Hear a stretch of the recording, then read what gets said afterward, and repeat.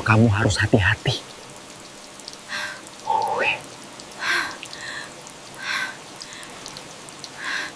Sebelum ceritanya dimulai, silahkan tulis di kolom komentar dari daerah mana saja teman-teman yang menonton cerita ini.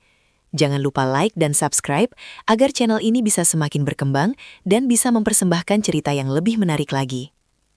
Langit sore baru saja berganti warna, dari biru cerah menjadi sapuan jingga keemasan yang hangat. Di ruang keluarga yang nyaman, Vira menatap suaminya, Hardian yang sedang asyik membaca berita di tabletnya. Aroma kopi yang baru diseduh menguar lembut, bercampur dengan wangi kue yang baru saja diangkat Vira dari oven. Semua terasa sempurna, sebuah potret kebahagiaan rumah tangga yang sering ia syukuri dalam hati. Namun, ada satu hal yang mengganjal pikirannya selama beberapa hari terakhir. Sebuah detil penting yang tidak ingin ia lewatkan.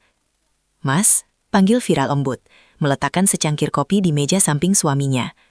Hardian mengangkat wajahnya. Senyumnya langsung mengembang melihat istrinya. "Iya sayang, kuenya wangi sekali. Kamu memang paling bisa membuat rumah ini terasa seperti surga." Vira tersenyum tipis, menghargai pujian itu, namun pikirannya masih tertuju pada topik utama. "Ulang tahun ibu tinggal seminggu lagi, kita belum siapkan kado apa-apa." Hardian meletakkan tabletnya, wajahnya menunjukkan ekspresi berpikir sejenak. "Oh iya, aku hampir lupa. Bagaimana kalau kita belikan ibumu kena sutra yang baru, atau mungkin beberapa set gamis dari butik langganannya? Ibu kan orangnya sederhana, pasti beliau suka."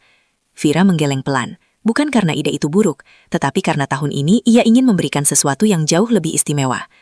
Ibu Linda, mertuanya, adalah sosok yang luar biasa di mata Vira. Sejak pertama kali ia diperkenalkan oleh Hardian, Ibu Linda menyambutnya dengan tangan terbuka. Ia tidak pernah bersikap seperti mertua dalam sinetron yang menyebalkan. Sebaliknya, ia adalah seorang ibu kedua, guru dan sahabat. Beliau yang mengajarinya resep rendang keluarga yang legendaris, yang menemaninya saat cemas menunggu hasil tes kehamilan pertama mereka, dan yang selalu menjadi pendengar setia setiap kali Vira merasa lelah dengan tekanan bisnisnya. Di mata Vira, Ibu Linda adalah malaikat. "Aku mau yang lebih spesial tahun ini, Mas. Ibu sudah melakukan banyak sekali untuk kita." "Untukku," ujar Vira. "Aku ingin memberikan sesuatu yang bisa beliau kenang, sesuatu yang menunjukkan betapa kita sangat menyayangi dan menghargai beliau. Aku berpikir, bagaimana kalau perhiasan?" Hardian sedikit terkejut. "Perhiasan? Bukankah itu terlalu berlebihan? Ibu pasti tidak akan mau menerimanya. Kamu tahu sendiri bagaimana. Beliau selalu merasa tidak enak kalau kita mengeluarkan banyak uang untuknya." "Justru karena itu," sahut Vira mantap. "Selama ini ibu selalu mendahulukan orang lain, terutama kita. Kapan terakhir kali beliau membeli sesuatu yang benar-benar mewah untuk dirinya sendiri? Mungkin tidak pernah. Ini saatnya kita yang memanjakan beliau. Soal beliau tidak mau, aku punya ide. Besok kita ajak ibu jalan-jalan, bilang saja mau makan siang di restoran baru. Di tengah jalan, kita mampir ke toko perhiasan dengan alasan aku mau lihat-lihat koleksi baru. Nanti di sana, kita minta beliau memilih mana yang paling beliau suka, sebagai pendapat saja. Apapun yang beliau tunjuk, itu yang akan kita beli sebagai kejutan." Hardian menatap istrinya dengan sorot mata penuh kekaguman. Rencana itu brilian. Dengan cara itu, mereka akan mendapatkan hadiah yang pasti disukai ibunya tanpa membuatnya merasa terbebani. "Kamu memang luar biasa, sayang. Baiklah, aku setuju. Ibu pasti akan sangat terharu." Keesokan harinya, rencana itu berjalan mulus. Vira menelepon mertuanya pagi-pagi, mengundangnya untuk makan siang. Suara Ibu Linda di seberang telepon terdengar begitu hangat dan gembira, membuat hati Vira ikut menghangat. Tepat jam 11 siang, mereka menjemput Ibu Linda. Wanita paruh baya itu tampak begitu anggun dengan gamis berwarna pastel dan kerudung yang serasi. Wajahnya yang mulai dihiasi kerutan halus justru menambah pesona keibuannya. "Vira, Hardian, repot-repot sekali kalian," sapanya sambil masuk ke mobil. "Ibu sebenarnya bisa masak di rumah, tapi karena menantu ibu yang paling cantik ini yang mengajak, mana bisa ibu menolak?" Vira tertawa kecil. "Sekali-sekali, Bu, biar ibu tidak bosan dengan masakan rumah." Di sepanjang perjalanan, Ibu Linda tidak henti-hentinya memuji Vira. Bagaimana Vira adalah anugerah terindah untuk Hardian, bagaimana bisnis busana yang dirintis Vira dari nol kini sukses besar, berkat kerja keras dan keuletannya. Semua pujian itu tulus di telinga Vira, membuatnya semakin yakin bahwa memberikan hadiah terbaik untuk wanita ini adalah keputusan yang paling tepat. Sesuai rencana, saat melewati sebuah ruko yang berisi deretan toko-toko mewah, Vira meminta Hardian untuk menepi. "Mas, berhenti sebentar di depan ya. Aku mau lihat toko perhiasan itu. Sepertinya ada koleksi baru yang bagus untuk investasi, ujar Vira melancarkan aktingnya. Toko perhiasan. Wah, harganya pasti mahal sekali, komentar Ibu Linda dari kursi belakang. Tidak apa-apa, Bu. Hanya lihat-lihat saja, kata Vira sambil tersenyum. Ibu temani aku ya. Selera Ibu kan bagus sekali. Aku mau minta pendapat Ibu.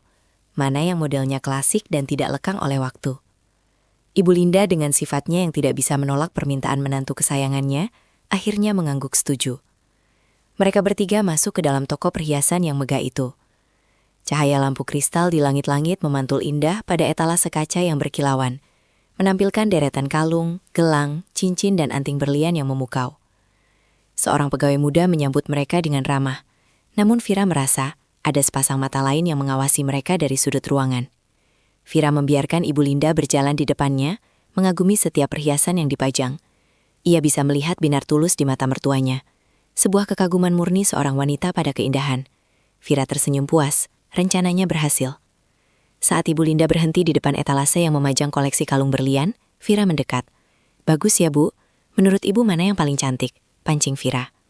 Ibu Linda menunjuk sebuah kalung dengan lonting berbentuk bunga yang sederhana namun elegan. Yang ini radhiyallahu anhu. Desainnya sangat anggun, tapi harganya pasti SST. Jangan pikirkan harga, Bu. Aku cuma minta pendapat. Potong Vira lembut sambil memberi isyarat pada Hardian dengan matanya. Hardian mengangguk paham. Saat itulah seorang wanita pegawai toko yang lebih tua, yang sejak tadi hanya dia mengamati dari dekat meja kasir, berjalan menghampiri mereka. Wajahnya tampak serius dengan sorot mata yang tajam dan sulit diartikan. Ia tidak tersenyum ramah seperti pegawai lainnya. Ia berjalan melewati Hardian dan Ibu Linda dan berhenti tepat di samping Vira. Vira mengira wanita itu akan menawarkan bantuan, namun yang terjadi selanjutnya membuat darahnya seakan berhenti mengalir. Wanita itu, yang belakangan Vira lihat memiliki papan nama bertuliskan Lucia, mencondongkan tubuhnya sedikit, seolah hendak merapikan bros di bahu Vira. Bibirnya mendekat ke telinga Vira, dan dengan suara yang nyaris tak terdengar, ia berbisik. Bisikan itu singkat, dingin dan penuh penekanan. Hati-hati dengan ibu mertuamu itu, dia tidak seperti yang kamu lihat. Vira membeku di tempatnya. Jantungnya serasa berhenti berdetak sesaat, sebelum kembali berdebar dengan kecepatan gila. Bisikan itu berlanjut menusuk kesadarannya seperti jarum es. Sekarang, pergilah ke mobilmu dan bersembunyi. Jangan sampai terlihat. Kamu akan melihat sesuatu yang akan mengubah segalanya. Setelah mengucapkan kalimat itu, Ibu Lucia menegakkan tubuhnya kembali, memasang ekspresi datar seolah tidak ada apapun yang terjadi, lalu berjalan kembali ke posisinya di dekat meja kasir, meninggalkan Vira yang berdiri mematung. Tubuhnya kaku, pikirannya kosong. Kalimat itu terus berputar-putar di kepalanya. Hati-hati dengan Ibu Linda, malaikat penolongnya, wanita paling baik hati yang pernah ia kenal. Ini pasti sebuah kesalahan. Mungkin pegawai itu salah orang, atau mungkin ia hanya sedang berhalusinasi. Namun, sorot mata Ibu Lucia tadi terasa begitu nyata, penuh keyakinan dan peringatan yang serius. Sebuah getaran aneh menjalari tubuh Vira, campuran antara rasa takut dan penasaran yang luar biasa. Ia melirik mertuanya yang masih asyik mengagumi kalung berlian. Wajahnya tampak begitu polos dan tulus. Lalu ia melirik Ibu Lucia yang berdiri diam seperti patung, dengan mata lurus ke depan. "Radia, kamu kenapa kok diam saja?" Suara Ibu Linda menyadarkannya dari lamunan. Vira tergagap, berusaha keras mengendalikan ekspresi wajahnya. "Ah, tidak apa-apa, Bu. Tiba-tiba aku baru ingat, sepertinya dompetku yang satu lagi tertinggal di mobil. Aku ambil sebentar ya. Ibu dan Mas Hardian lihat-lihat saja dulu." Itu adalah alasan paling masuk akal yang bisa ia pikirkan dalam sepersekian detik. Tanpa menunggu jawaban mereka, Vira berbalik dan berjalan cepat keluar dari toko. Setiap langkah terasa berat, seolah ia sedang berjalan menuju sesuatu yang tidak ingin ia ketahui, namun juga tidak bisa ia abaikan. Jantungnya berdebar kencang di dalam dada, bukan lagi karena bahagia, melainkan karena firasat buruk yang mulai mencengkram hatinya dengan erat. Ia membuka pintu mobil, masuk, dan menutupnya dengan pelan, memastikan tidak ada suara yang menarik perhatian. Dengan tangan gemetar, ia merendahkan tubuhnya di kursi kemudi, mengintip dari celah jendela, menunggu sesuatu yang ia harap tidak akan pernah datang. Duduk di dalam mobil yang terasa sunyi dan pengap, Vira merasa seperti orang paling bodoh di dunia. Jantungnya masih berdebar kencang, memukul-mukul rusuknya seolah ingin melompat keluar. Nafasnya pendek dan tersengal. Apa yang sebenarnya sedang ia lakukan? Bersembunyi seperti seorang pengecut di mobilnya sendiri, hanya karena bisikan seorang wanita asing yang tidak ia kenal sama sekali. Bagaimana jika semua ini hanya kesalahpahaman? Bagaimana jika wanita bernama Lucia itu ternyata memiliki gangguan jiwa dan suka membisikkan hal-hal aneh pada pengunjung? Vira meremas setir mobil dengan frustrasi. Ia melirik ke arah pintu toko perhiasan yang berkilauan di bawah terik matahari. Di dalam sana ada suaminya, dan ada Ibu Linda, wanita yang telah ia anggap seperti ibunya sendiri. Wanita yang lembut, penyayang, dan agamis. Tuduhan dalam bisikan tadi begitu absurd, begitu tidak masuk akal, hingga rasanya seperti sebuah lelucon yang sangat tidak lucu. Ia seharusnya kembali ke dalam, menertawakan kebodohannya, dan melanjutkan rencananya untuk membelikan kalung berlian terindah untuk mertua terbaik di dunia. Ia sudah hampir membuka pintu mobil ketika kata-kata terakhir Ibu Lucia kembali terngiang di telinganya. Kamu akan melihat sesuatu yang akan mengubah segalanya. Ada nada kepastian yang mengerikan dalam suara itu. Sebuah keyakinan yang membuat bulu kuduk Vira meremang.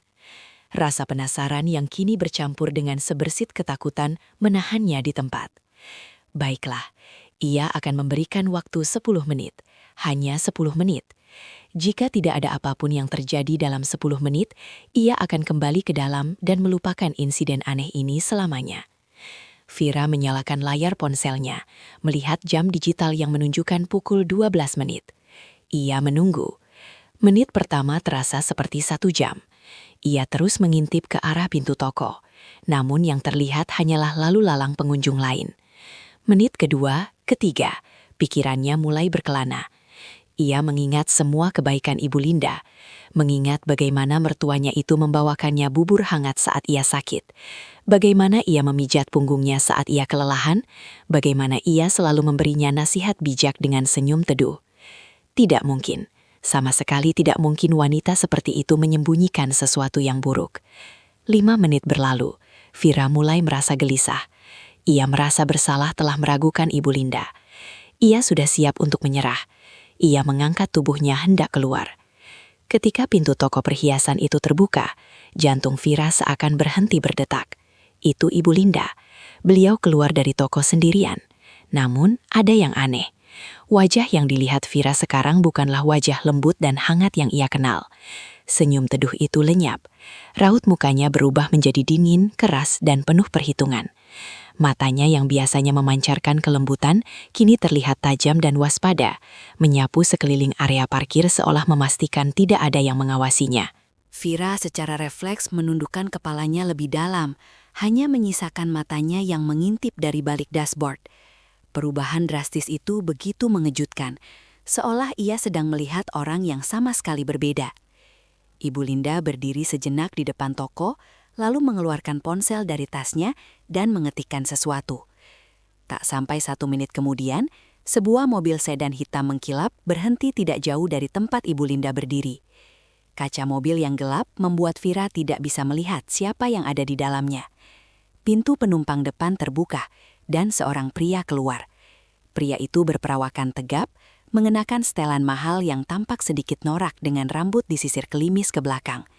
Senyum yang tersungging di bibirnya bukanlah senyum ramah, melainkan senyum licik yang membuat Vira merasa mual. Tanpa banyak bicara, pria itu menghampiri Ibu Linda. Vira melihat mertuanya itu membuka tas tangannya dan mengeluarkan sebuah amplop coklat tebal, lalu menyerahkannya kepada pria itu. Dengan gerakan cepat dan tangan gemetar, Vira meraih ponselnya, membuka aplikasi kamera, dan mengarahkan lensanya ke arah mereka, memperbesar gambar semaksimal mungkin. Jantungnya terasa seperti diremas saat pria itu membuka amplop tersebut dan memeriksa isinya. Awalnya Vira tidak bisa melihatnya dengan jelas, namun kemudian pria itu sedikit memiringkan kertas di tangannya, dan saat itulah dunia Vira seakan runtuh. Dokumen paling atas yang dipegang pria itu memiliki kop surat yang sangat ia kenali. Itu adalah kop surat perusahaannya, Vira Collection. Di bawahnya dengan jelas ia bisa membaca judul dokumen itu, Surat Kuasa Penuh. Nafas Vira tercekat di tenggorokan, tubuhnya bergetar hebat. Surat kuasa untuk apa?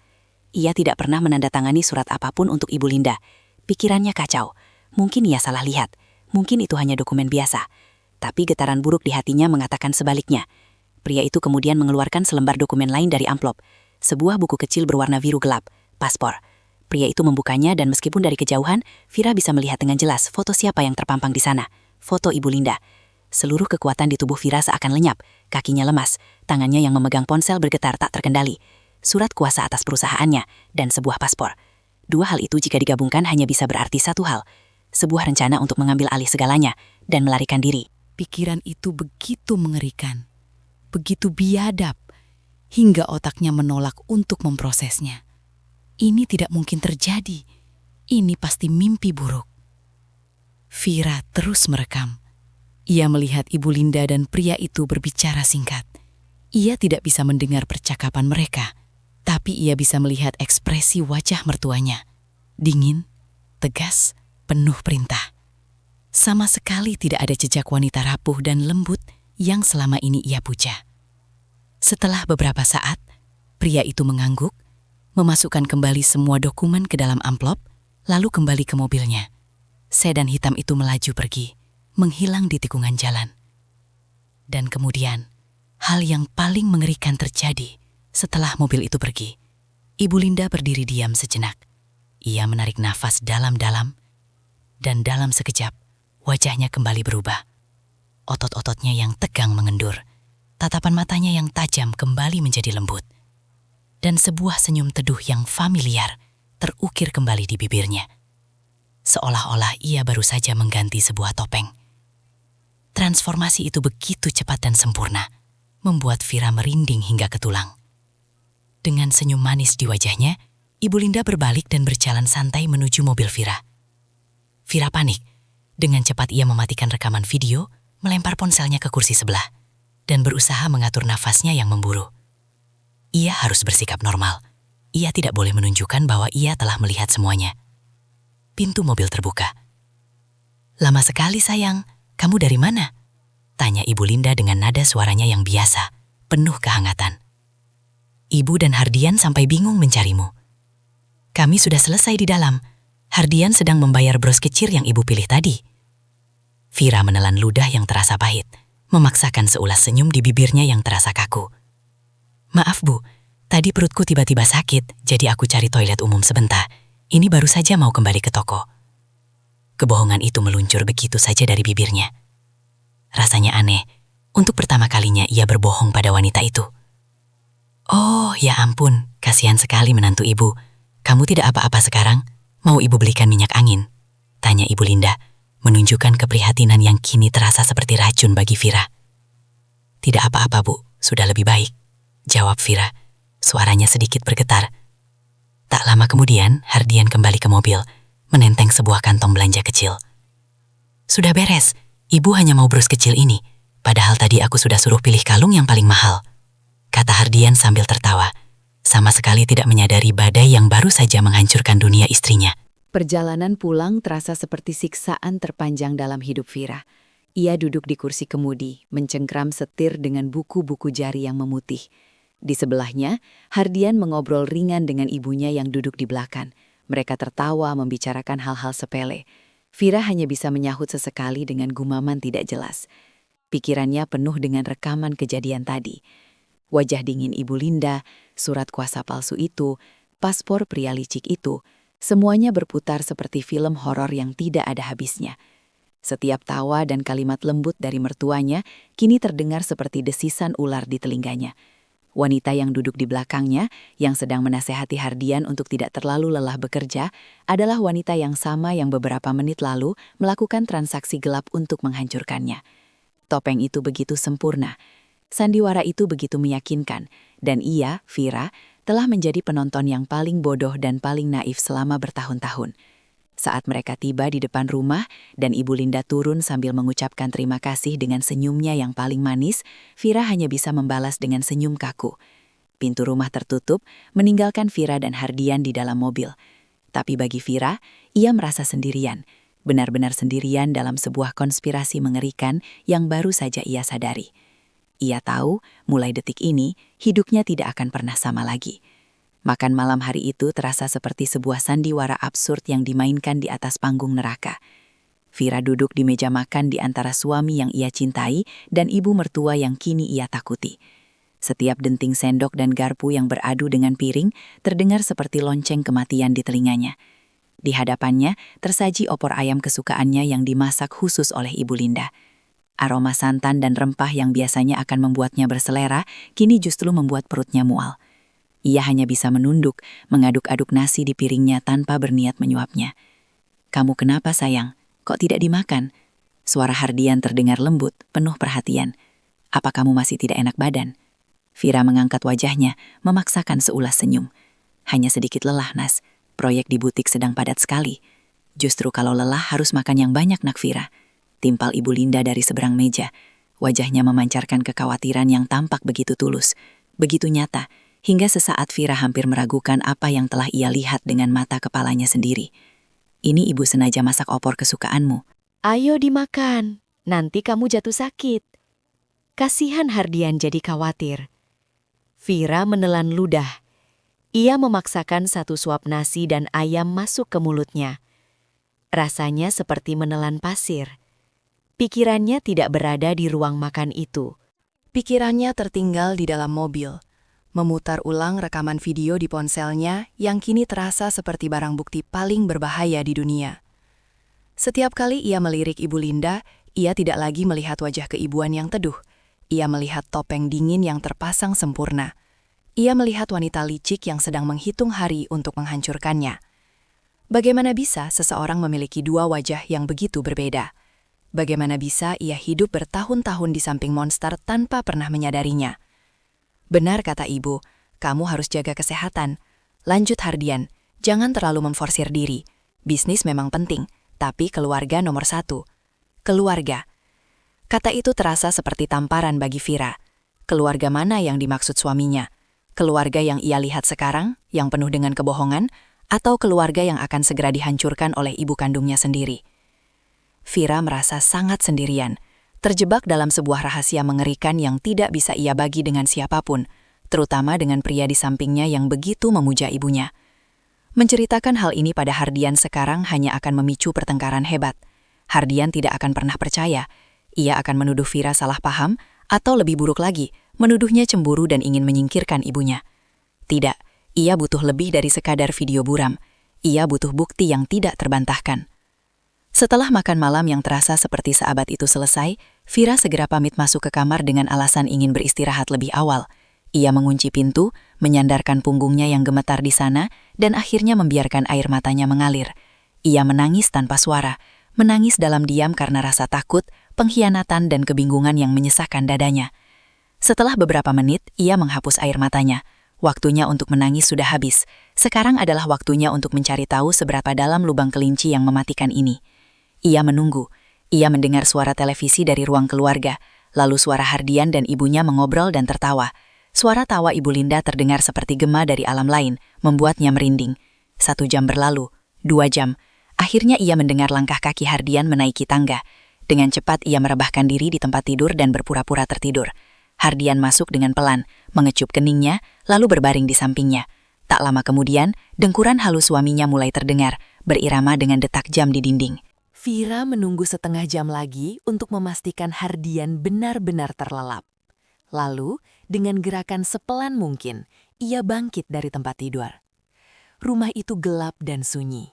Setiap derit lantai kayu yang ia pijak terdengar seperti letusan senjata di telinganya. Dengan jantung berdebar di tenggorokan, ia berjalan menuju satu ruangan yang menjadi sumber dari semua ketakutannya. Kamar Ibu Linda.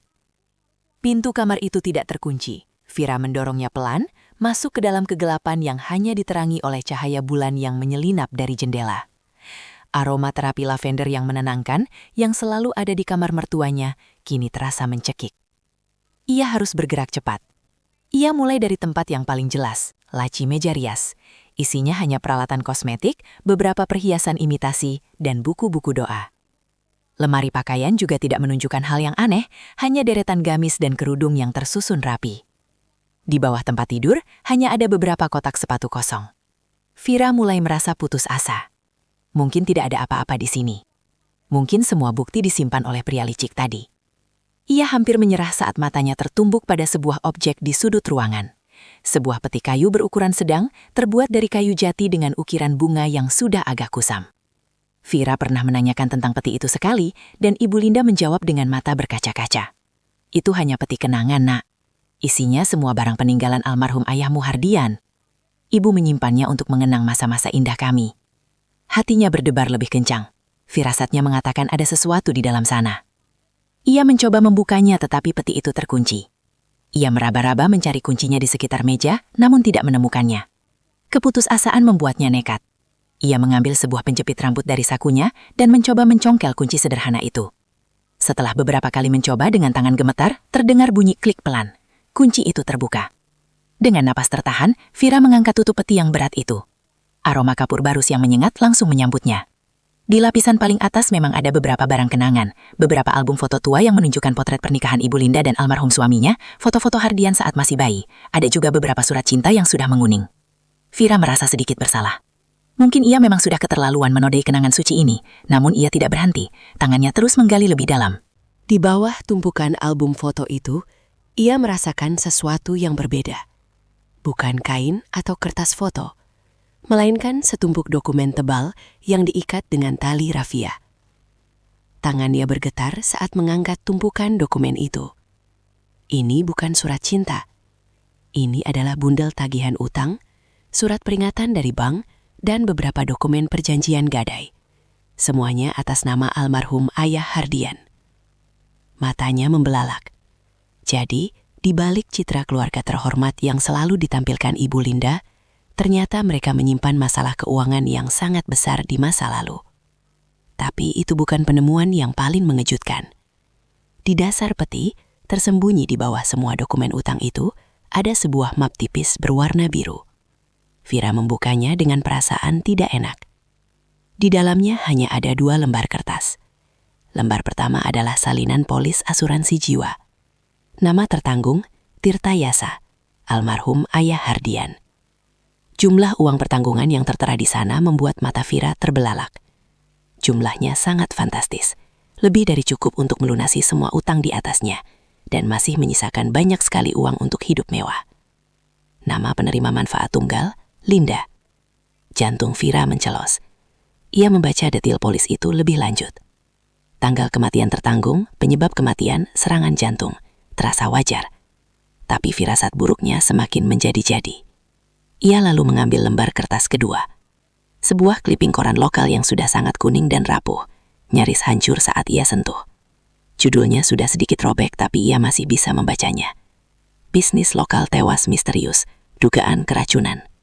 Vira membaca artikel itu dengan napas tercekat. Artikel itu melaporkan kematian seorang pengusaha lokal yang meninggal mendadak. Gejala awalnya diduga serangan jantung, namun beberapa kejanggalan membuat pihak keluarga meminta otopsi. Hasilnya menunjukkan adanya jejak racun yang tidak biasa di dalam tubuhnya, jenis racun yang bisa memicu gagal jantung. Namun penyelidikan kasus itu menemui jalan buntu dan akhirnya ditutup tanpa pernah menemukan tersangka. Nama korban di artikel itu sudah pudar dan tidak terbaca jelas. Tapi ada satu hal yang membuat darah Vira membeku. Tanggal terbit koran itu hanya berselang 2 hari dari tanggal kematian ayah Hardian yang tertera di polis asuransi. Dunia Vira serasa berputar, kepalanya pusing. Ia terduduk lemas di lantai yang dingin dengan polis asuransi di satu tangan dan kliping koran di tangan lainnya. Ini tidak mungkin hanya kebetulan. Sebuah utang yang menumpuk, sebuah polis asuransi dengan nilai fantastis, sebuah kematian mendadak yang disebut serangan jantung, dan sebuah berita tentang kasus keracunan yang ditutup begitu saja di waktu yang bersamaan. Potongan-potongan puzzle mengerikan itu mulai menyatu di benaknya, membentuk sebuah gambaran yang begitu gelap dan biadab. Wanita yang ia panggil ibu, wanita yang tidur dengan tenang di kamar sebelah, mungkin tidak hanya merencanakan penipuan, ia mungkin adalah seorang pembunuh. Dan suaminya, pria yang ia cintai, mungkin adalah korban pertama dari keserakahannya. Vira menatap pintu kamar yang tertutup itu dengan ngeri. Ia tidak lagi hanya berada dalam bahaya kehilangan hartanya. Ia berada dalam satu rumah dengan iblis bertopeng malaikat. Dan kini ia tahu, nyawanya pun menjadi taruhannya. Vira tidak tidur sama sekali malam itu. Ia kembali ke kamarnya sebelum fajar, meletakkan kembali peti kayu itu seperti semula, namun membawa serta salinan polis dan kliping koran yang berhasil ia foto dengan ponselnya. Ia berbaring di samping Hardian, menatap langit-langit kamar yang gelap, sementara pikirannya berkecamuk hebat. Setiap bayangan di sudut ruangan tampak seperti ancaman. Setiap suara di luar jendela terdengar seperti langkah kaki pembunuh. Ketakutan yang ia rasakan bukan lagi sekadar firasat, melainkan sebuah kepastian dingin yang merayap di tulangnya. Ia tidak bisa menghadapi ini sendirian. Pagi harinya lingkaran hitam di bawah mata Vira terlihat jelas. Hardian yang sedang bersiap-siap untuk ke kantor menatapnya dengan cemas. Kamu pucat sekali sayang. Kamu yakin tidak apa-apa? Sebaiknya kamu istirahat saja di rumah hari ini. Jangan kepikir dulu. Aku tidak apa-apa mas, hanya kurang tidur. Jawab Vira, suaranya serak. Ia memaksakan diri untuk menyiapkan sarapan, menuangkan kopi untuk suaminya, melakukan rutinitas pagi seolah semuanya normal. Padahal di dalam ia merasa seperti akan hancur berkeping-keping. Saat Ibu Linda turun untuk sarapan dengan senyum paginya yang biasa, Vira harus mengerahkan seluruh kekuatan tekadnya untuk tidak berteriak. Ia hanya bisa menunduk, menghindari tatapan mata mertuanya. Setelah Hardian berangkat kerja dan Ibu Linda sibuk dengan pengajian paginya, Vira tahu ia punya kesempatan. Hanya ada satu orang di dunia ini yang mungkin bisa membantunya, atau setidaknya memvalidasi kengerian yang ia temukan. Wanita misterius di toko perhiasan itu, Ibu Lucia. Dengan tergesa-gesa, Vira menyambar kunci mobilnya dan melaju menuju pusat kota.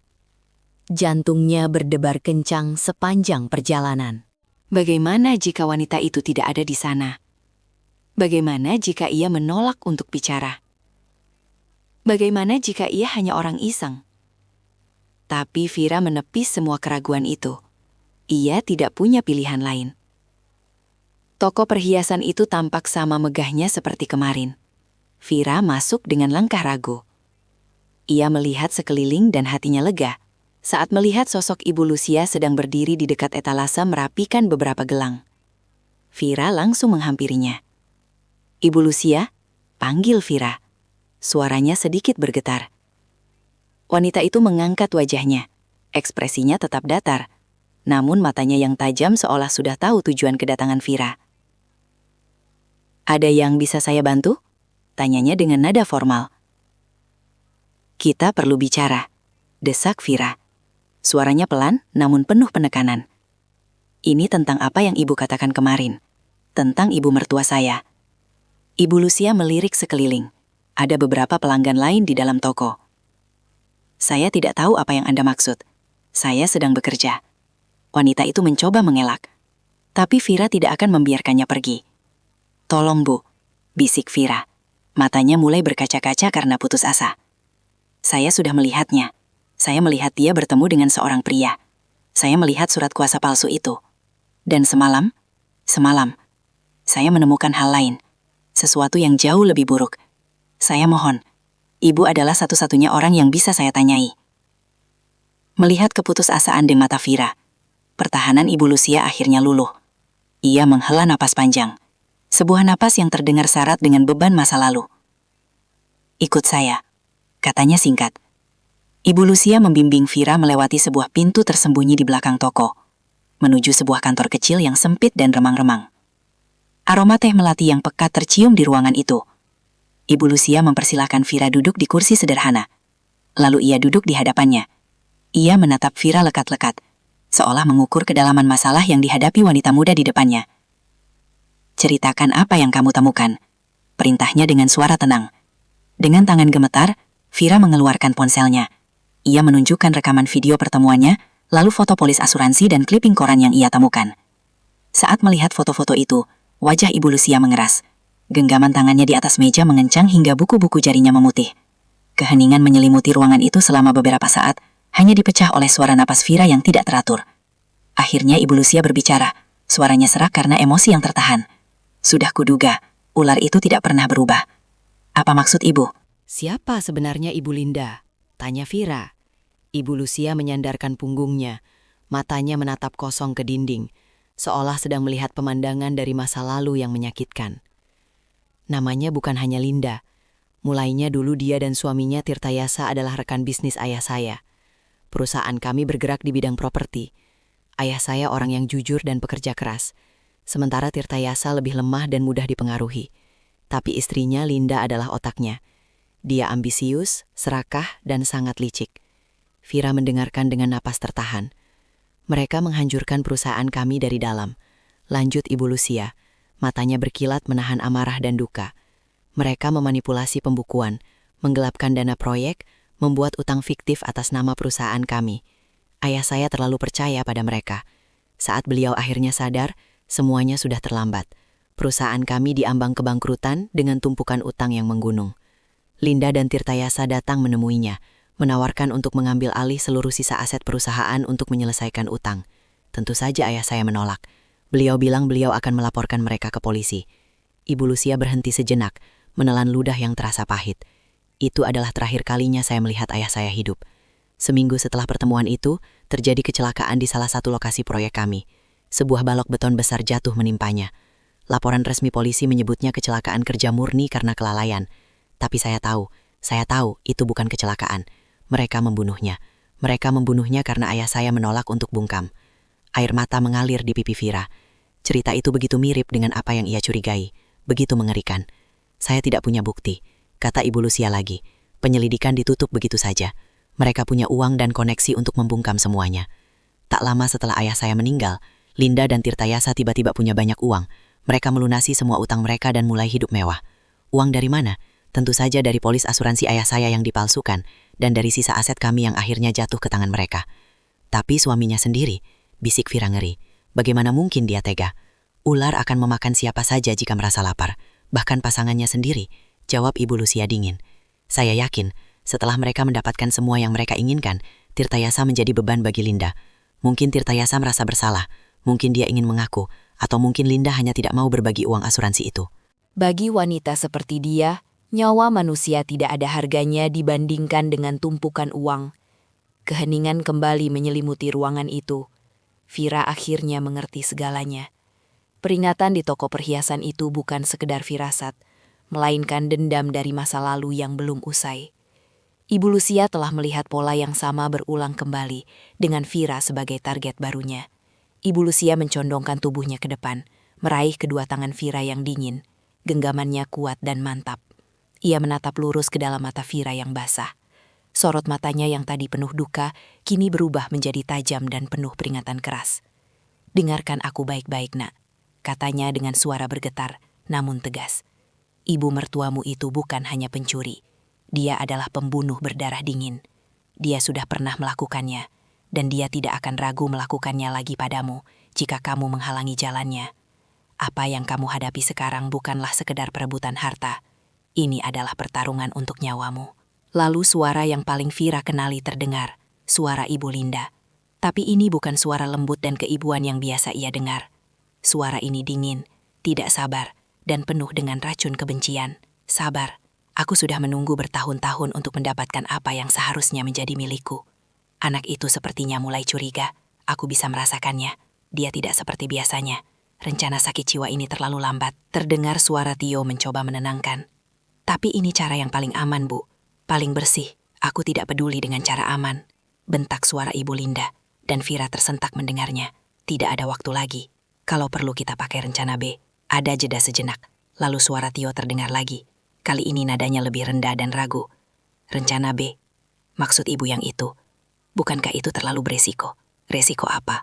jawab suara Ibu Linda dengan nada meremehkan yang mematikan. Suaminya sendiri yang akan menjadi saksi betapa tertekannya istrinya akhir-akhir ini. Depresi bisa membuat orang melakukan hal-hal nekat. Atur saja kecelakaan. Rem mobilnya dibuat blong saat ia pergi keluar kota. Atau buat seperti perampokan di rumah yang gagal saat Hardian sedang tidak ada. Cepat dan tuntas. Setelah itu, Hardian yang sedang berduka akan dengan mudah menyerahkan segalanya pada ibunya satu-satunya yang ia miliki. Vira menekan tombol stop. Suara napasnya sendiri terdengar begitu keras di dalam ruangan yang sunyi itu. Ia menatap kosong ke perekam suara di atas meja. Jadi begitu, namanya, hidupnya, cintanya pada Hardian. Semua hanya dianggap sebagai sebuah masalah yang harus dilenyapkan. Ia bukan lagi seorang menantu di mata wanita itu. Ia hanyalah sebuah penghalang.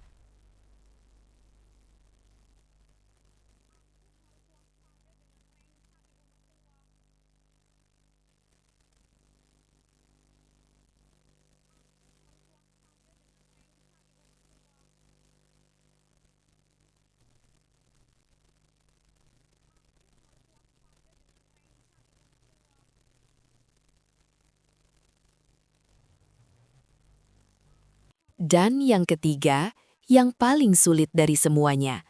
"Kau harus pulang," kata Ibu Lucia. Matanya menatap Vira lekat-lekat. Kau harus kembali ke rumah itu dan melanjutkan sandiwaramu. Kau harus tetap menjadi menantu yang patuh, istri yang penyayang. Jangan tunjukkan perubahan apapun. Jangan biarkan dia curiga sedikit pun. Bisakah kau melakukannya? Vira menelan ludah, membayangkan harus kembali ke rumah itu. Makan semeja dengan wanita yang ingin membunuhnya terasa seperti sebuah siksaan. Tapi ia tahu, Ibu Lucia benar. Itu adalah satu-satunya cara. Saya bisa, jawabnya mantap. Pertemuan dengan Lesmana diatur keesokan harinya di sebuah kafe terpencil. Pria itu berusia akhir 40-an dengan penampilan yang sama sekali tidak mencolok. Namun di balik kacamatanya, matanya mengamati dengan ketajaman seekor elang. Vira menceritakan segalanya, mulai dari bisikan di toko perhiasan hingga penemuannya di peti kayu tua. Ia menunjukkan semua bukti yang ia miliki di ponselnya. Lesmana mendengarkan tanpa interupsi, wajahnya tidak menunjukkan emosi apapun. Setelah Vira selesai, Lesmana hanya mengangguk singkat. Saya terima kasus ini, katanya dengan suara berat dan tenang. Target Anda, Ibu Linda, adalah pemain yang sangat lihai. Dia berhasil menutupi jejaknya selama puluhan tahun. Membongkarnya tidak akan mudah. Saya butuh waktu dan sumber daya. Prioritas utama saya adalah mengumpulkan bukti konkret yang bisa dibawa ke jalur hukum, sekaligus memastikan keselamatan Anda. Kehadiran Lesmana yang profesional dan penuh percaya diri memberikan sedikit kelegaan bagi Vira. Ia merasa beban berat di pundaknya sedikit terangkat. Pertarungan ini tidak lagi hanya miliknya dan Ibu Lucia. Kini ada pihak ketiga yang akan bergerak dalam bayang-bayang. Maka dimulailah kehidupan ganda Vira. Siang hari saat berada di luar rumah, ia adalah seorang komandan perang yang bergerak cepat. Ia menemui pengacara kepercayaannya, menceritakan skenario kemungkinan terburuk tanpa menyebut nama, dan mulai proses pemindahan aset. Saham perusahaan atas namanya dialihkan ke sebuah perusahaan induk yang ia dirikan di luar negeri. Beberapa properti dijual secara diam-diam, dananya dipindahkan ke rekening aman. Aset-aset lain dialihkan kepemilikannya ke nama ibunya sendiri, yang tinggal di luar kota. Semuanya dilakukan dengan rapi, melalui jalur legal yang rumit, agar tidak tampak seperti pelarian modal yang mencurigakan. Namun begitu ia melangkahkan kaki masuk ke dalam rumah, ia harus menanggalkan baju perangnya dan mengenakan kembali topeng menantu yang lugu. Ini adalah bagian yang paling menguras energi dan mentalnya. Ia harus tersenyum saat hatinya ingin menjerit. Ia harus menjawab pertanyaan Ibu Linda tentang harinya dengan ceria. Padahal, yang baru saja ia lakukan adalah membentengi diri dari serangan wanita itu. Makan malam menjadi ladang ranjau emosional. Setiap pujian dari Ibu Linda terasa seperti hinaan. Setiap sentuhan terasa dingin dan lengket. Beberapa hari kemudian, Lesmana memberikan laporan pertamanya. Target sudah bergerak, kata Lesmana melalui telepon yang sudah dienkripsi. Saya berhasil mengidentifikasi pria yang bertemu dengannya di depan toko perhiasan. Namanya Tio. Dia seorang pengacara dengan reputasi yang sangat buruk, spesialis pemalsuan dokumen dan kasus-kasus kotor. Dia dan Ibu Linda sudah beberapa kali bertemu secara rahasia. Selain itu, tim saya menemukan fakta yang lebih mengkhawatirkan. Ibu Linda melalui Tio telah menyewa seseorang untuk menggali riwayat kesehatan Anda, terutama kesehatan mental. Mereka mencoba mencari celah sekecil apapun untuk bisa membangun narasi bahwa Anda tidak stabil secara kejiwaan. Rencana A persis seperti yang mereka duga. Mereka ingin membuatnya terlihat gila agar bisa mengambil alih hartanya dengan mudah. Vira merasa mual, tapi juga lega karena kecurigaannya terbukti. Namun, laporan kedua dari Lesmana seminggu kemudian adalah laporan yang menghancurkan segalanya. Lesmana tidak menelpon. Ia meminta pertemuan darurat di lokasi aman yang telah mereka tentukan, sebuah kamar hotel yang disewa atas nama samaran. Wajah Lesmana tampak lebih serius dari biasanya.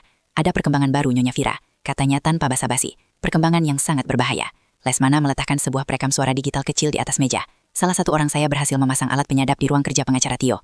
Kami berhasil merekam percakapan antara dia dan Ibu Linda tadi pagi. Saya ingin Anda mendengarkannya sendiri. Anda harus tahu betapa seriusnya situasi ini. Dengan tangan gemetar, Villa menekan tombol play. Suara statis pelan terdengar, lalu suara Tio yang agak serak. Kita harus lebih sabar, Bu. Proses untuk menyatakan seseorang tidak kompeten secara hukum itu butuh waktu. Kita harus membangun kasusnya pelan-pelan. Lalu suara yang paling Vira kenali terdengar. Suara Ibu Linda.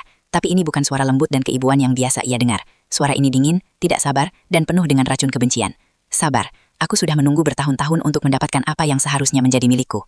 Anak itu sepertinya mulai curiga. Aku bisa merasakannya. Dia tidak seperti biasanya. Rencana sakit jiwa ini terlalu lambat. Terdengar suara Tio mencoba menenangkan. Tapi ini cara yang paling aman, Bu. Paling bersih. Aku tidak peduli dengan cara aman. Bentak suara Ibu Linda. Dan Vira tersentak mendengarnya. Tidak ada waktu lagi. Kalau perlu, kita pakai rencana B. Ada jeda sejenak, lalu suara Tio terdengar lagi. Kali ini nadanya lebih rendah dan ragu. Rencana B. Maksud ibu yang itu. Bukankah itu terlalu beresiko? Resiko apa? Jawab suara Ibu Linda dengan nada meremehkan yang mematikan. Suaminya sendiri yang akan menjadi saksi. Betapa tertekannya istrinya akhir-akhir ini. Depresi bisa membuat orang melakukan hal-hal nekat. Atur saja kecelakaan. Rem mobilnya dibuat blong saat dia pergi keluar kota. Atau buat seperti perampokan di rumah yang gagal saat Hardian sedang tidak ada. Cepat dan tuntas. Setelah itu, Hardian yang sedang berduka akan dengan mudah menyerahkan segalanya pada ibunya, satu-satunya yang ia miliki. Vira menekan tombol stop. Suara napasnya sendiri terdengar begitu keras di dalam ruangan yang sunyi itu. Ia menatap kosong ke perekam suara di atas meja. Jadi begitu. Namanya, hidupnya, cintanya pada Hardian. Semua hanya dianggap sebagai sebuah masalah yang harus dilenyapkan. Ia bukan lagi seorang menantu di mata wanita itu. Ia hanyalah sebuah penghalang. Lesmana menatapnya dengan sorot mata yang tajam dan prihatin. Ia membiarkan keheningan itu berlangsung selama beberapa saat, memberikan waktu bagi Vira untuk menyerap kengerian dari apa yang baru saja ia dengar. "Nyonya Vira," kata Lesmana. Akhirnya suaranya pelan namun tegas, menarik Vira dari jurang kekosongan. "Ini bukan lagi soal uang atau penipuan. Saya harap Anda mengerti itu. Sekarang saya punya rekaman mereka merencanakan kecelakaan untuk Anda. Anda dalam bahaya besar, bahaya yang nyata dan segera." Perjalanan pulang dari pertemuan dengan Lesmana adalah sebuah pengalaman surreal. Vira mengemudi dalam mode otomatis. Matanya menatap lurus ke jalan raya yang ramai, namun pikirannya berada di tempat lain. Rekaman suara itu terus berputar di kepalanya seperti kaset rusak. Atur saja kecelakaan, cepat dan tuntas. Suara Ibu Linda yang dingin dan tanpa emosi saat merencanakan kematiannya terasa lebih menakutkan daripada film horor manapun. Dunia di luar jendela mobilnya tampak normal. Orang-orang berjalan, mobil-mobil melaju. Tapi bagi Vira, semuanya terasa salah. Seolah ia telah masuk ke dalam dimensi lain, di mana bahaya mengintai di setiap sudut. Setiap mobil yang melaju terlalu dekat di belakangnya membuatnya tersentak. Setiap klakson yang berbunyi membuatnya mencengkram setir lebih erat. Paranoia mulai menjalari sistem sarafnya seperti racun. Rumah yang dulu menjadi tempatnya berlindung, kini terasa seperti sarang laba-laba, dan ia adalah seekor lalat yang sebentar lagi akan terperangkap. Memasuki rumah hari itu terasa seperti memasuki kandang singa. Ia disambut oleh senyum manis Ibu Linda yang sedang menyiram tanaman di teras. "Sudah pulang, Nak. Tumben sore sekali," sapanya dengan ramah. Vira harus menggigit bibir dalamnya untuk menahan diri agar tidak lari. "Iya, Bu, ada rapat mendadak tadi," jawabnya berusaha menjaga suaranya tetap stabil. Hari-hari berikutnya adalah sebuah neraka psikologis. Vira hidup dalam kewaspadaan tingkat tinggi. Ia memeriksa rem mobilnya setiap pagi sebelum berangkat. Ia memastikan semua pintu dan jendela terkunci rapat di malam hari. Ia menolak makan atau minum apapun yang tidak ia siapkan sendiri. Setiap benda di rumah itu kini memiliki potensi bahaya. Pisau dapur yang tajam, kompor gas yang bisa saja bocor, lantai kamar mandi yang licin. Ibu Linda dengan insting predatornya sepertinya merasakan perubahan itu. Ia tidak tahu rahasianya terbongkar, tapi ia bisa merasakan ketegangan pada diri Vira. Di matanya, Vira yang sering melamun, pucat, dan kehilangan nafsu makan adalah target yang sempurna. Ia mungkin berpikir bahwa rencana A, yaitu membuat Vira terlihat depresi dan tidak stabil, mulai menunjukkan hasil. Dan mungkin ini adalah waktu yang tepat untuk mempercepat prosesnya ke rencana B dengan cara yang paling halus. Puncaknya terjadi pada suatu sore yang tenang. Hardian masih di kantor. Vira sedang mencoba fokus bekerja dengan laptopnya di ruang keluarga ketika Ibu Linda menghampirinya, membawa nampan dengan 2 cangkir teh yang masih mengepul. "Nak Vira, kamu terlihat pucat dan lelah sekali beberapa hari ini," kata Ibu Linda dengan nada penuh simpati. Ia meletakkan nampan itu di atas meja. "Ibu buatkan teh herbal resep dari almarhumah nenek. Ini bagus sekali untuk menenangkan pikiran dan saraf yang tegang. Ayo diminum selagi hangat." Vira menatap cangkir keramik cantik yang disodorkan kepadanya. Alarm bahaya langsung berbunyi meraung-raung di kepalanya. Tawaran itu, dalam konteks yang ia ketahui, adalah sebuah ancaman pembunuhan yang terselubung. "Terima kasih, Bu." "Ibu baik sekali," jawab Vira. Otaknya bekerja cepat, mencari cara untuk menolak tanpa menimbulkan kecurigaan. Ayo diminum, Ibu temani di sini, kata Ibu Linda sambil duduk di sofa di hadapannya sudah memegang cangkirnya sendiri. Ini adalah sebuah jebakan. Ia tidak bisa menolak. Vira teringat proses saat Ibu Linda membuat teh tadi di dapur. Ia sedang berada di ruang keluarga, tapi ia bisa melihat sekilas ke arah dapur. Ibu Linda membelakanginya saat mengambil kantung teh dan menuangkan air panas. Sebuah momen yang sempurna untuk melakukan sesuatu tanpa terlihat. Vira yakin dari sudut matanya, ia sempat menangkap sebuah gerakan kecil yang aneh. Gerakan tangan Ibu Linda yang membuka laci kecil tempat ia biasa menyimpan obat-obatan, lalu dengan cepat kembali ke cangkir-cangkir teh itu. Saat itu Vira tidak perlu memikirkannya, tapi sekarang gerakan itu terasa sangat signifikan. Ia harus melakukan sesuatu. Menolak berarti menunjukkan kecurigaan, meminumnya berarti menandatangani surat kematiannya sendiri. Vira mengangkat cangkir itu dengan kedua tangannya, membawanya mendekat ke bibirnya. Ia bisa merasakan tatapan tajam Ibu Linda yang mengawasinya. Ia berpura-pura hendak menyesap teh itu, lalu pada saat yang tepat ia menggerakkan tangannya, membuatnya tampak seperti sebuah getaran kecil yang tak disengaja, akibat dari stres yang sedang ia alami. Astaga, serunya dengan nada terkejut yang dibuat-buat. Cangkir itu miring dan sebagian besar isinya tumpah ke atas meja kaca dan sedikit membasahi bajunya. Cairan panas itu menyebar dengan cepat, menciptakan genangan kecil. Ya Allah, Vira, hati-hati nak, seru Ibu Linda. Wajahnya menunjukkan keterkejutan entah asli atau palsu. Maaf Bu, maafkan Vira, kata Vira dengan panik. Suaranya terdengar sangat meyakinkan. Tangan Vira gemetaran sekali akhir-akhir ini, tidak tahu kenapa. Maaf sudah merepotkan Ibu. Ia bangkit menunjukkan ekspresi bersalah dan malu. Sudah tidak apa-apa. Kamu ini ada-ada saja, kata Ibu Linda sambil bangkit untuk mengambil lap. Makanya Ibu bilang kamu itu terlalu banyak pikiran. Lihat kan, sampai ceroboh begini. Saat Ibu Linda berjalan ke dapur untuk mengambil kain lap, Vira bergerak secepat kilat. Ini adalah kesempatannya. Dengan cepat ia mengambil serbet kertas bersih dari atas meja. Ia tidak bisa mengambil genangan teh yang besar karena akan terlihat mencurigakan. Tapi ada beberapa tetes teh yang tercecer di dekat laptopnya. Ia menekan serbet itu ke tetesan teh tersebut hingga menyerap cairannya. Lalu dengan cepat melipat serbet itu dan memasukkannya ke dalam saku celananya. Semua itu ia lakukan dalam waktu kurang dari 5 detik. Ketika Ibu Linda kembali dengan lap, Vira sudah sibuk membersihkan tumpahan di bajunya. Bajuku jadi basah, Bu. Sepertinya aku harus langsung mencucinya di laundry supaya tidak meninggalkan noda, kata Vira, menciptakan alasan untuk bisa segera keluar dari rumah. Ya sudah, sana ganti bajumu. Biar meja ini Ibu yang bersihkan, jawab Ibu Linda.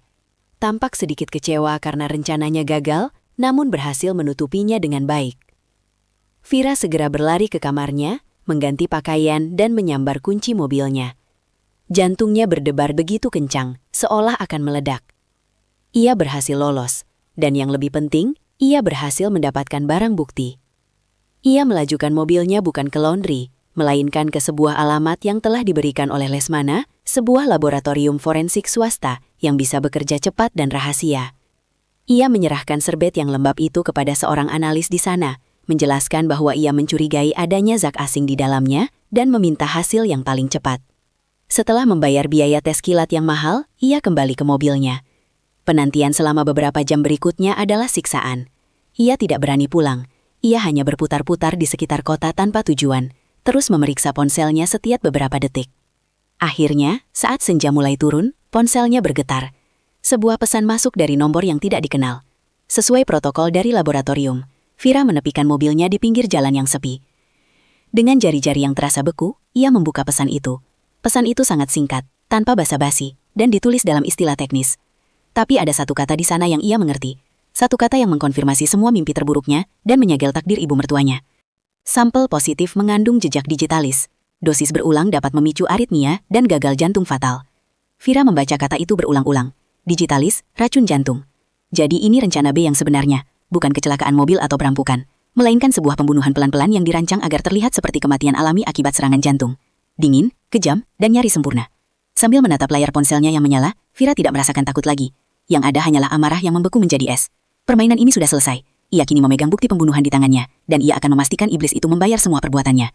Pagi di hari ulang tahun Ibu Linda dimulai dengan kesibukan yang meriah. Karangan bunga berdatangan silih berganti, memenuhi teras dengan aroma sedap malam dan mawar. Tim catering sudah mulai menata meja dan peralatan di halaman belakang, mengubah taman yang asri menjadi lokasi pesta yang elegan.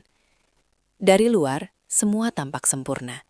Sebuah perayaan cinta untuk seorang ibu dan mertua yang terhormat.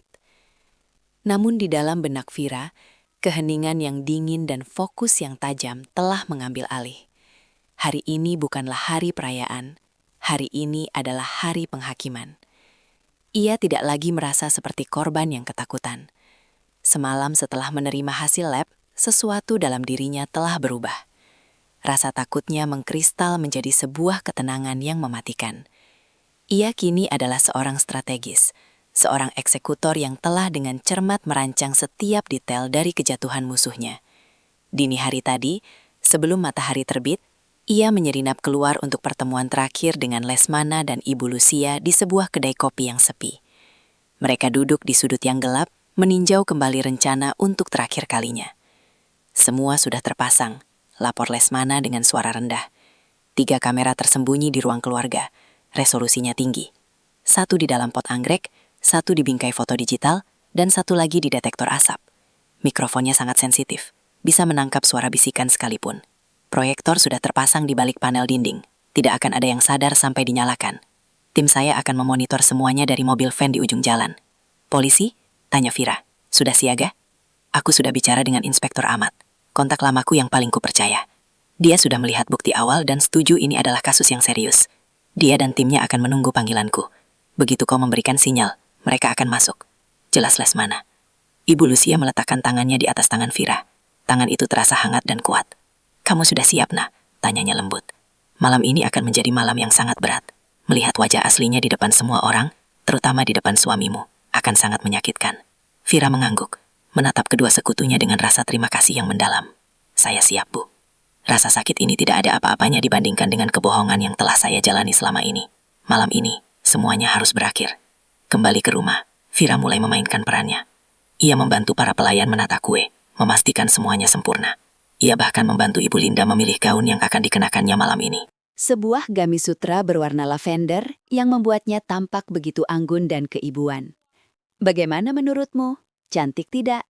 Tanya Ibu Linda sambil bercermin. Sangat cantik, Bu. Ibu terlihat sangat berwibawa. Jawab Vira. Senyumnya tidak goyah sedikit pun.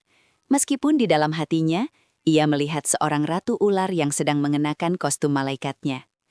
Ketika para tamu mulai berdatangan sore itu, Vira berubah menjadi nyonya rumah yang sempurna. Ia menyambut setiap paman, bibi, dan sepupu dengan senyum ramah. Ia mengobrol ringan, menanyakan kabar anak-anak mereka, menuangkan minuman. Ia adalah potret menantu idaman. Hardian yang melihat istrinya begitu aktif dan ceria setelah beberapa hari terakhir tampak murung, merasa lega. Ia merangkul pinggang Vira dan berbisik, "Aku senang melihatmu tersenyum lagi, sayang." Vira hanya balas tersenyum, sebuah senyum yang menyimpan sejuta rahasia. Ia melirik suaminya, hatinya terasa sakit.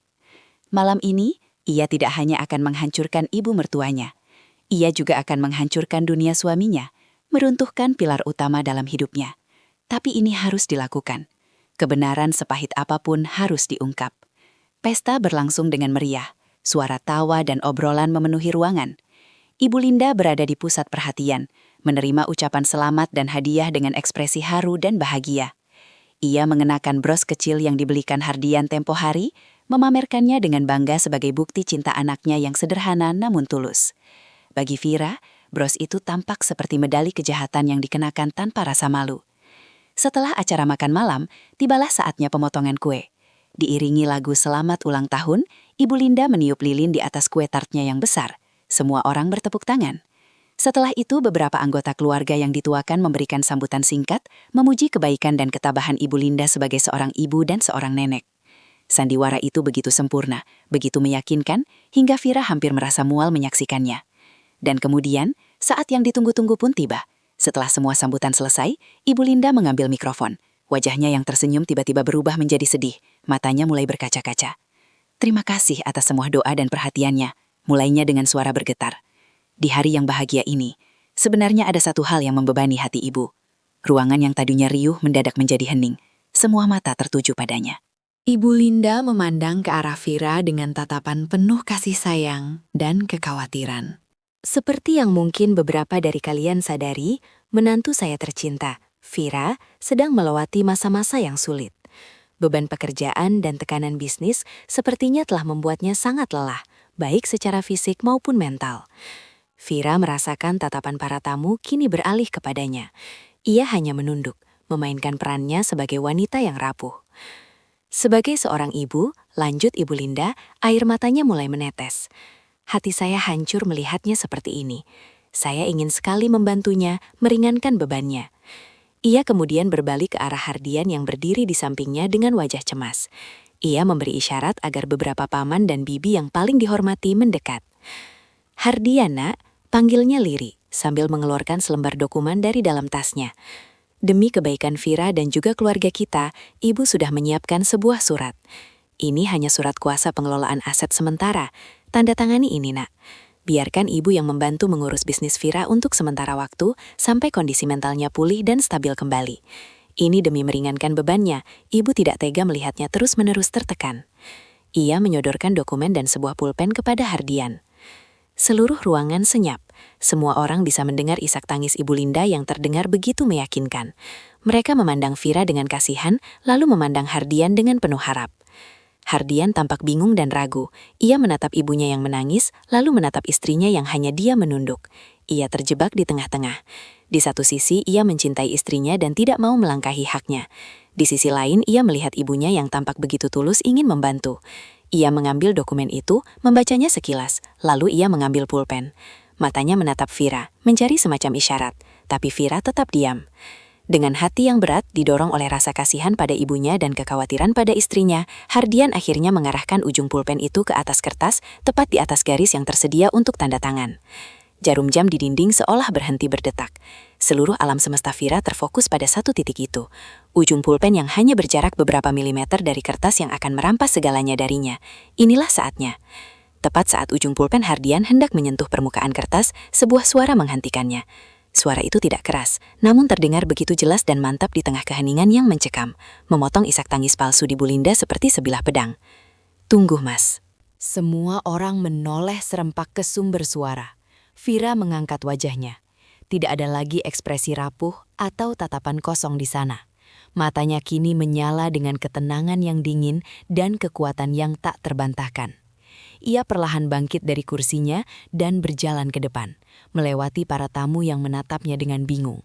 Ia melewati suaminya yang membeku di tempat dan berhenti tepat di hadapan Ibu Linda yang menatapnya dengan kilat amarah tersembunyi di balik mata yang masih basah oleh air mata buaya.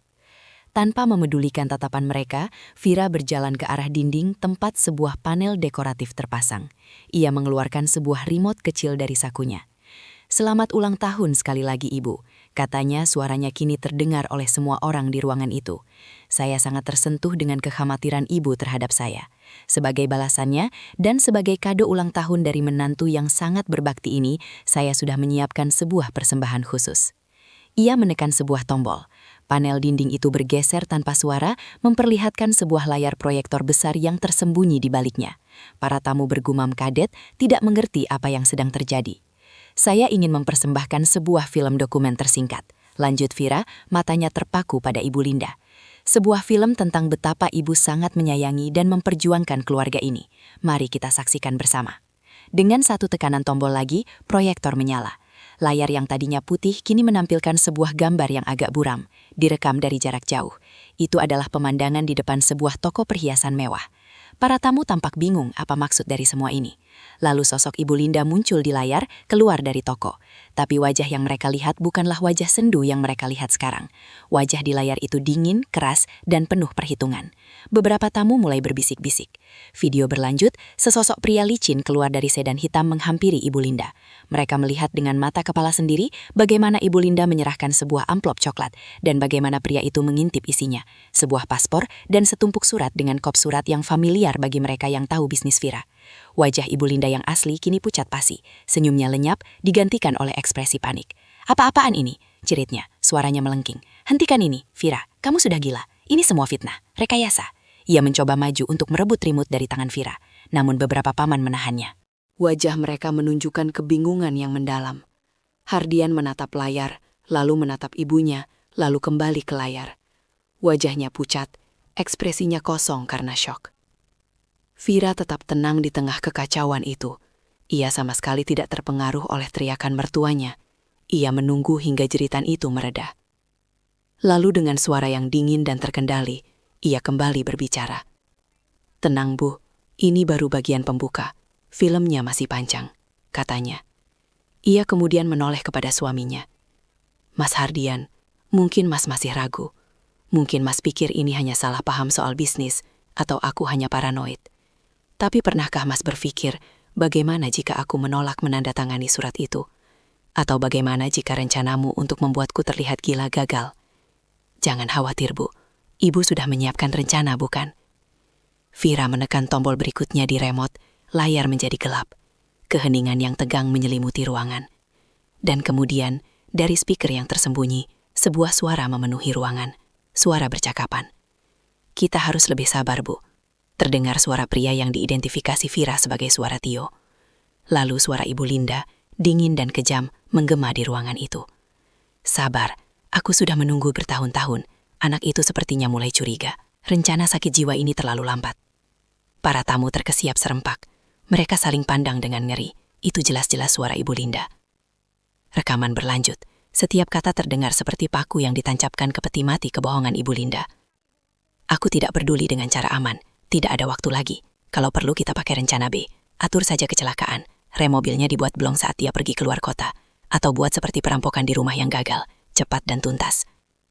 Di tengah keheningan yang mematikan itu, sebuah suara benda jatuh terdengar nyaring. Keletak. Semua orang menoleh. Pulpen itu telah terlepas dari genggaman Hardian yang lemas, jatuh dan menggelinding di atas lantai marmer. Wajahnya tidak lagi hanya pucat, tetapi benar-benar hancur. Matanya yang terpaku pada ibunya, kini tidak lagi menunjukkan kebingungan, melainkan kengerian murni.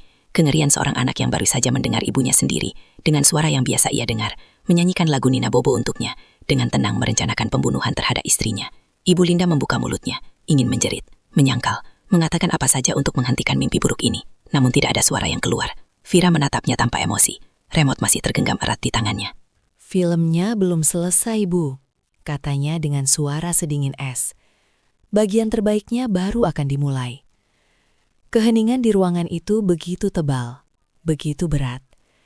Seolah udara telah berubah menjadi padat dan menekan dada setiap orang. Rekaman suara yang mengerikan itu masih terngiang di telinga mereka, meninggalkan jejak dingin yang merayap di tulang punggung. Hardian berdiri membeku, seperti patung es. Wajahnya adalah kanvas kehancuran total. Dokumen yang beberapa saat lalu ia pegang sebagai bukti baktinya pada sang ibu, kini teronggok di lantai seperti sampah tak berharga. Ibu Linda yang tadinya pucat pasi, kini wajahnya memerah karena amarah dan kepanikan yang tak terkendali. Ia sadar ia sudah terpojok. Naluri hewannya mengambil alih. "Bohong! Itu semua bohong," teriaknya. Suaranya melengking dan histeris, tidak lagi mencoba menjaga citra anggunnya. "Dia menjebakku. Menantu tidak tahu diuntung ini sudah merekayasa semuanya untuk merebut Hardian dariku. Kalian semua percaya padanya, pada wanita ular ini?" Ia menunjuk-nunjuk Vira dengan jari gemetar. Matanya liar mencari simpati di antara para tamu. Namun yang ia temukan hanyalah tatapan ngeri, jijik dan tidak percaya. Topengnya telah pecah, dan wajah asli di baliknya terlalu mengerikan untuk dilihat. Vira tetap tak bergeming. Ia membiarkan mertuanya meracau, membiarkan semua orang melihat kegilaan yang sesungguhnya. Ketika teriakan itu mereda menjadi isak tangis yang dibuat-buat, Vira kembali menekan tombol di remote-nya. "Ibu benar," kata Vira. Suaranya yang tenang menjadi kontras yang mengerikan dengan histeria Ibu Linda. "Rekaman suara bisa saja direkayasa. Karena itu saya menyiapkan bukti lain. Bukti fisik, sesuatu yang tidak bisa disangkal." Layar proyektor kembali menyala. Kali ini yang ditampilkan adalah sebuah dokumen hasil laboratorium. Tampilannya teknis, penuh dengan angka dan istilah kimia. Namun ada satu bagian yang diberi lingkaran merah besar, dengan tulisan yang diperbesar hingga bisa dibaca oleh semua orang di ruangan itu. Sampel positif mengandung digitalis. Vira menoleh ke arah para tamu. "Beberapa hari yang lalu, ibu dengan sangat baik hati membuatkan saya secangkir teh untuk menenangkan saraf saya. Tangan saya yang gemeteran ini tidak sengaja menumpahkannya. Saya berhasil menyimpan sampelnya. Digitalis, bagi yang belum tahu, adalah racun jantung yang sangat kuat. Jika diberikan dalam dosis kecil berulang kali, ia akan menyebabkan kematian yang tampak seperti serangan jantung alami." Sangat bersih, bukan, Bu? Seperti yang Ibu rencanakan, napas Ibu Linda tercekat. Rencana pembunuhan yang paling rapi, yang paling personal, kini terpampang di depan semua orang. Hardian yang sejak tadi hanya diam membatu, akhirnya bergerak. Ia berjalan terhuyung-huyung mendekati ibunya. Air mata mengalir deras di pipinya. "Ibu," bisiknya, suaranya parau dan penuh luka. "Katakan ini tidak benar. Katakan pada Hardian kalau semua ini bohong." Melihat anaknya yang hancur, bukannya merasa bersalah, Ibu Linda justru melihat secercah harapan. Ia mencoba memainkan kartu terakhirnya, kartu sebagai seorang ibu yang menjadi korban. Ia meraih tangan Hardian. "Hardian, anakku sayang, jangan percaya padanya. Dia meracuni pikiranmu. Ibu melakukan semua ini untuk Muna, untuk melindungimu dari wanita jahat ini." Namun, Vira belum selesai. Ia memberikan pukulan terakhir yang akan meruntuhkan segalanya hingga ke fondasinya. Melindungi Hardian, Vira tertawa kecil, sebuah tawa dingin tanpa humor. Apakah ibu juga sedang melindungi ayah saat ibu melakukan hal yang sama padanya puluhan tahun yang lalu? Vira menekan tombol terakhir. Layar kini menampilkan dua gambar berdampingan.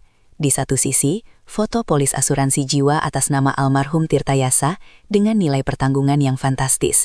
Di sisi lain, kliping koran tua yang memberitakan kematian misterius seorang pengusaha akibat keracunan yang kasusnya ditutup begitu saja.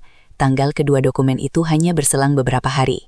Utang yang menumpuk, polis asuransi bernilai besar, dan sebuah serangan jantung yang sangat nyaman. Pola yang sama selalu berulang. "Bukan, Bu," kata Vira. "Itulah titik puncaknya." Di hadapan bukti kejahatan masa lalunya, sesuatu di dalam diri Ibu Linda akhirnya patah. Logika dan akal sehatnya hancur, digantikan oleh amarah murni seorang monster yang kedoknya telah terbuka. Ia melepaskan tangan Hardian dengan kasar. "Ya, aku yang melakukannya," jeritnya. Matanya membelalak penuh kebencian. "Aku membunuh suamiku yang tidak berguna itu, dan seharusnya aku juga sudah membunuhmu." Ia menunjuk ke arah Vira. "Dan kau," ia berbalik menata Hardian, "seharusnya kau juga mati bersamanya. Kalian semua tidak berguna, kalian hanya penghalang. Harta itu seharusnya milikku, semuanya milikku." Pengakuan yang keluar dari mulutnya sendiri itu menyegal takdirnya. Para tamu mundur dengan ngeri. Hardian roboh berlutut, seolah seluruh tulang di tubuhnya telah dilunakkan oleh kebenaran yang brutal itu. Ia menangis, bukan lagi tangisan seorang anak, melainkan raungan seekor hewan yang terluka. Pada saat itulah, pintu utama rumah terbuka. Ibu Lucia masuk, wajahnya tegar dan penuh kemenangan. Di belakangnya berdiri Inspektur Rahmat dan beberapa petugas polisi berseragam. Mereka masuk dengan tenang, namun sigap. Pemandangan di depan mereka sudah lebih dari cukup sebagai bukti. "Linda," kata Inspektur Rahmat dengan suara tegas, "Anda ditahan atas tuduhan percobaan pembunuhan, penipuan, pemalsuan dokumen, dan kami akan membuka kembali penyelidikan atas kematian suami Anda, Tirtayasa." Melihat polisi, Ibu Linda mengamuk seperti binatang buas yang terperangkap. Ia meronta, menjerit, dan memaki semua orang saat petugas memasangkan borgol di pergelangan tangannya yang kurus. Pesta ulang tahun yang meriah itu telah berakhir menjadi sebuah adegan penangkapan yang dramatis. Saat Ibu Linda digiring keluar melewati Hardian yang masih tersungkur di lantai, ia tidak menunjukkan penyesalan sedikit pun. Ia hanya meludah ke arah menantunya. "Kau akan menyesal, Vira," desisnya penuh racun. Vira hanya menatapnya dengan dingin hingga sosok itu menghilang di balik pintu. Lalu ia mengalihkan pandangannya ke arah suaminya yang hancur. Ia berjalan mendekat dan berlutut di sampingnya. Di tengah kekacauan itu, di antara isak tangis dan bisik-bisik ngeri para tamu, Vira merengkuh kepala suaminya dan membiarkannya menangis di bahunya. Pertarungan telah dimenangkan, namun perang untuk menyembuhkan luka baru saja dimulai. Beberapa bulan berlalu sejak malam yang menghancurkan itu. Berita tentang iblis berkerudung lavender, julukan yang diberikan media kepada Ibu Linda, menjadi tajuk utama di mana-mana. Persidangannya berjalan cepat dengan bukti rekaman, laporan laboratorium, pengakuan di depan puluhan saksi, dan kesaksian baru dari Ibu Lucia yang kasus ayahnya ikut dibuka kembali. Ibu Linda tidak punya celah untuk membela diri. Ia dijatuhi hukuman penjara seumur hidup, sebuah ganjaran yang setimpal untuk kejahatan yang telah ia kubur selama puluhan tahun. Pengacaranya Tio juga mendapat hukuman berat karena keterlibatannya. Rumah besar yang dulu penuh dengan tawa palsu itu terasa hampa dan dingin. Vira dan Hardian menjualnya segera setelah kasus selesai, tidak sanggup lagi tinggal di tempat yang menyimpan begitu banyak kenangan buruk. Mereka pindah ke sebuah rumah yang lebih kecil dan sederhana di tepi kota, sebuah tempat di mana mereka bisa memulai segalanya dari nol. Proses penyembuhan berjalan lambat dan menyakitkan. Bagi Hardian, kebenaran tentang ibunya adalah sebuah luka yang mengoyak seluruh fondasi hidupnya. Ada hari-hari di mana ia hanya diam, tenggelam dalam rasa bersalah dan kesedihan. Ia merasa bersalah karena telah meragukan istrinya. Ia merasa hancur karena citra ibu yang ia puja ternyata adalah seorang monster. Ia harus menjalani terapi intensif untuk mengatasi trauma mendalam itu. Vira dengan kesabaran dan cinta yang tak terbatas selalu ada di sisinya. Ia tidak pernah menyalahkan Hardian atas keraguannya. Ia mengerti betapa sulitnya menerima kenyataan sepahit itu. Ia menjadi jangkar bagi suaminya, memberinya kekuatan saat Hardian merasa lemah, dan memberinya ruang saat Hardian butuh waktu untuk sendiri. Perlahan tapi pasti, puing-puing kepercayaan di antara mereka mulai ditata kembali. Suatu sore yang cerah, Vira mengunjungi Ibu Lucia di toko perhiasannya. Toko itu kini sebagian besar sahamnya dimiliki oleh Ibu Lucia. Setelah Vira membantunya secara finansial, sebagai tanda terima kasih, dan sebagai cara untuk menebus dosa keluarga suaminya. "Bagaimana kabarmu, Nak?" "Siapa Ibu Lucia?" Senyum tulus terukir di wajahnya yang kini tampak lebih damai. "Kami baik-baik saja, Bu, pelan-pelan," jawab Vira. "Terima kasih. Tanpa Ibu saya tidak tahu akan jadi apa." "Kita saling membantu," kata Ibu Lucia. "Kau memberikan keadilan untuk ayahku, dan aku membantumu bertahan hidup. Kita impas." Mereka berdua tertawa kecil, sebuah tawa yang lahir dari ikatan kuat yang ditempa dalam badai. Malam harinya, Vira dan Hardian duduk di balkon rumah baru mereka, menatap langit senja yang dihiasi warna-warni yang indah. Sudah lama sekali mereka tidak bisa menikmati momen setenang ini. Hardian meraih tangan istrinya, menggenggamnya erat. Matanya menatap Vira, penuh dengan penyesalan, rasa terima kasih, dan cinta yang kini terasa jauh lebih dalam dan dewasa. "Maafkan aku, Vira," bisiknya, suaranya tulus. "Maaf karena pernah buta, maaf karena tidak melindungimu. Aku berjanji seumur hidupku, aku tidak akan pernah lagi membiarkan siapapun menyakitimu. Aku akan selalu percaya padamu di atas segalanya." Vira tersenyum. Senyumnya kini benar-benar lepas dan bahagia. Ia menyandarkan kepalanya di bahu suaminya. "Aku sudah memaafkanmu, Mas. Kita hadapi ini bersama." Mereka duduk dalam keheningan yang nyaman, menyaksikan matahari terbenam dan digantikan oleh kerlip bintang pertama. Badai telah berlalu. Ia tidak hanya berhasil menyelamatkan nyawa dan hartanya, tetapi ia juga telah membebaskan suaminya dari belenggu cinta yang beracun. Fondasi rumah tangga mereka yang baru dibangun di atas puing-puing kebenaran yang pahit. Namun, justru karena itu, fondasi ini menjadi jauh lebih kokoh dari sebelumnya. Di tengah kedamaian malam itu, Vira tahu bahwa fajar yang baru telah tiba, menjanjikan masa depan yang penuh harapan dan kebenaran.